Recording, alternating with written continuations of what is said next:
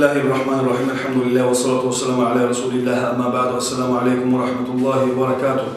Salam vermek kardeşler, eğer bilemuse Müslüman tuğulu ekenini eğer bilemuse şu var salam vermeye bizim masakta yaramay.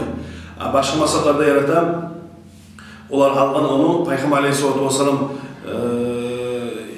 Herakli'ga dağda parçalara yibirgen zamanda Müslümanla alığız deyip salamun ala man ittaba'il huda deb salam olsun tüzlengenligi deb aytkan var. Kağızlar pismo şu Peygamber Aleyhisselatü Vesselam yazıp bizim masak olan tutmagan. Başka masaklarda problem yok. Assalamu aleyküm desegine bizim masakta İmam Şafii toxtaştıra kafir ekenini bilemsen şoğa salam vermeysen. Başkaca oruçça zdrasizde koymayaray, здорово demeyerek, başka bir boycan aymada yere var.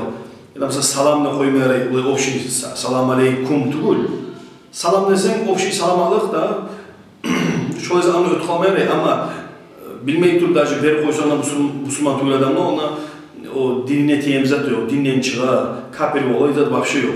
Prosta vermeye yaray, vermeye yaramay. Bilemsen vermeye yaramay, eğer bilemsen vermeye yaramay, eğer kime kendin bilmeyimsen, ben bakıka salam verirsen, zaten yok onda.